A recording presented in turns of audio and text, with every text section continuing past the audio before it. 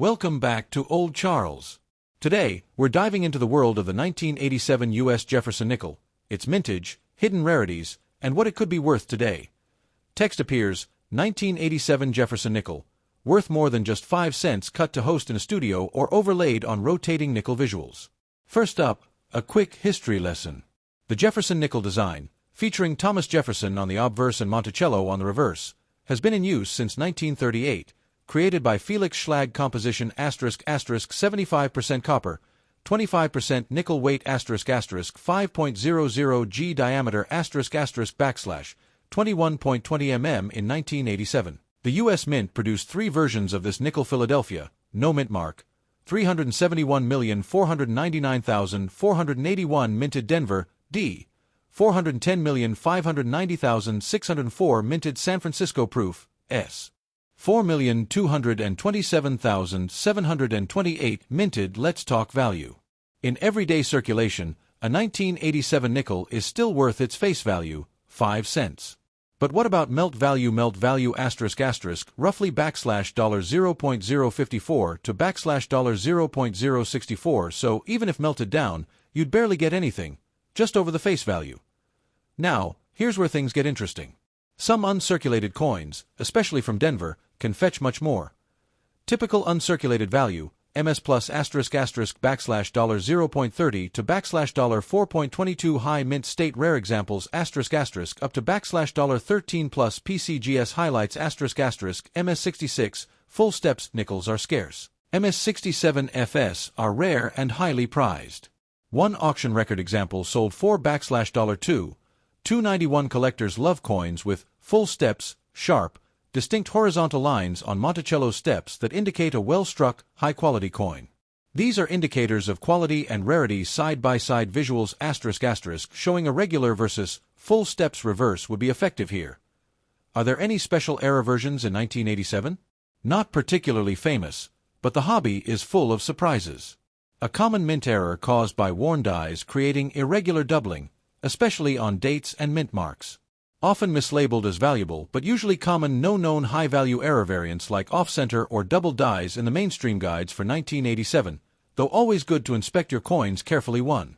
Check the mint mark, D, S, or none, Philadelphia 2. Examine Monticello's steps. If all are crisp, you've got full steps. 3. Evaluate wear. If it's shiny and uncirculated or worn, value changes drastically. 4. Consider getting it graded if you suspect high grade, MS66 FS, or better to sum it up, most 1987 nickels are worth just face value. But uncirculated, especially mint-certified, full steps from Denver, can be significantly more valuable, ranging from a few dollars to potentially over $2,000 for ultra-rare specimens. The Jefferson nickel series began in 1938, replacing the Buffalo nickel. The U.S. Mint held a design competition that year, and the winning entry came from Felix Schlag, a German-born American sculptor. His design featured obverse ** a left-facing portrait of Thomas Jefferson, the 3rd President of the United States and author of the Declaration of Independence. Reverse ** Jefferson's home, Monticello, located in Virginia. From 1938 until 2003, this design remained largely unchanged, making the 1987 nickel part of a very long-running design. ER8 IN 1987, the Jefferson nickel was struck at 3 mints Philadelphia, no mint mark, ** 371,499,481 minted Denver, D, ** 410,590,604 minted San Francisco, S, proofs ** 4,227,728 minted for collectors that year. The U.S. was in the late years of the Cold War, and the mint was operating at high capacity to meet coin demand. Nickel designs were still made with a copper-nickel alloy, unlike the silver wartime nickels of 1942, 1945. While 1987 nickels had no major design changes or commemorative issues, they continued the tradition of durable, everyday coins that saw heavy circulation.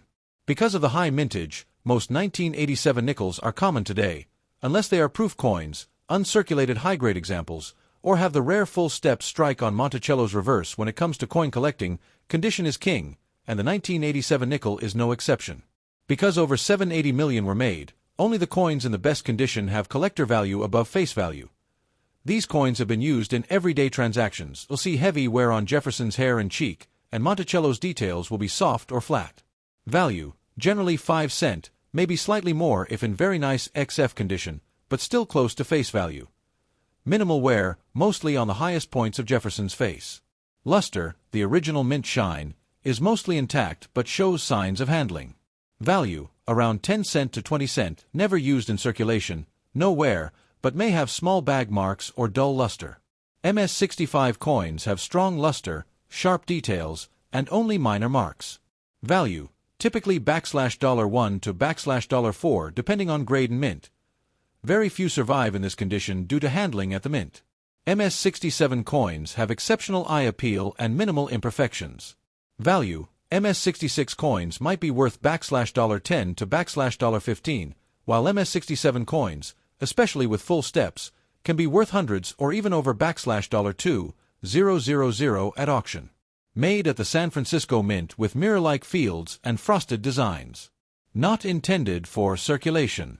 Values range from $2 to $10 plus depending on grade and whether it has deep cameo contrast.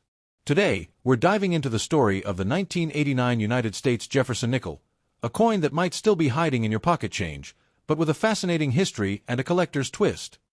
The Jefferson nickel has been a staple of American currency since 1938, replacing the Buffalo nickel.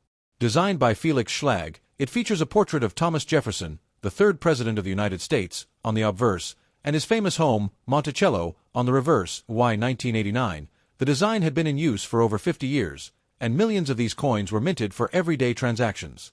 This year's nickels were struck at two major U.S. mint locations, Philadelphia and Denver, and were made from a 75% copper and 25% nickel alloy. In 1989, production numbers were massive. Philadelphia Mint, no mint mark. Over 771 million nickels were made. Denver Mint, D, mint mark, ***, around 570 million nickels were struck. Each coin weighs 5 grams, has a diameter of 21.2 millimeters, and is worth 5 cents face value, but certain conditions can make them worth more.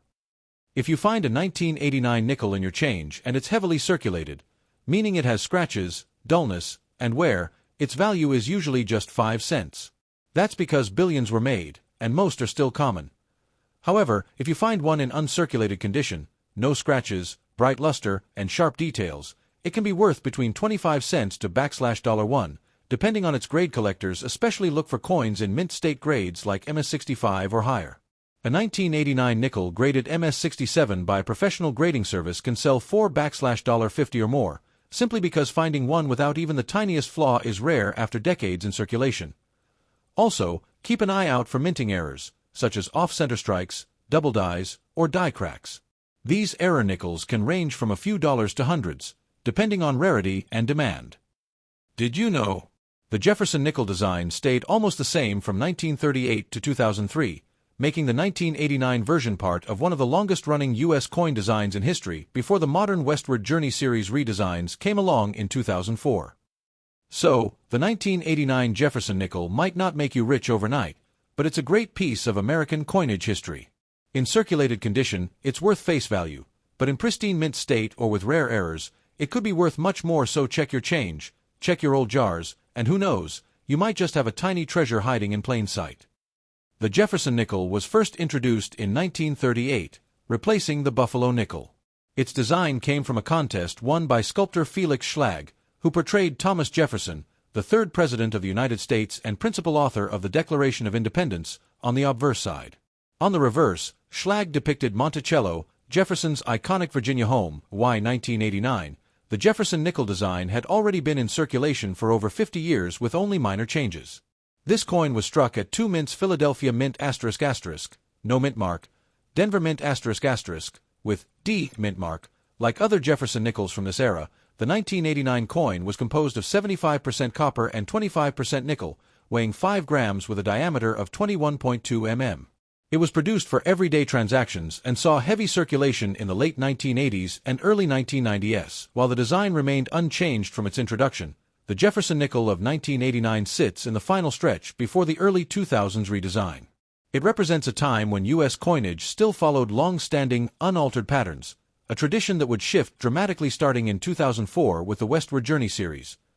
When it comes to coin collecting, condition plays a major role in value. For the 1989 Jefferson nickel, most examples you'll find today have been in circulation for decades, meaning they'll show wear, scratches, dull surfaces, and flattened details. These are called circulated coins, and in this condition, they're generally worth only face value, 5 cents. However, coins that have been well preserved can be worth more about uncirculated, AU, ***. These nickels have only light wear on the highest points. They may still have some original mint luster. Mint state, MS60, MS64, ***. These coins have no wear but may have minor contact marks or dull luster from handling.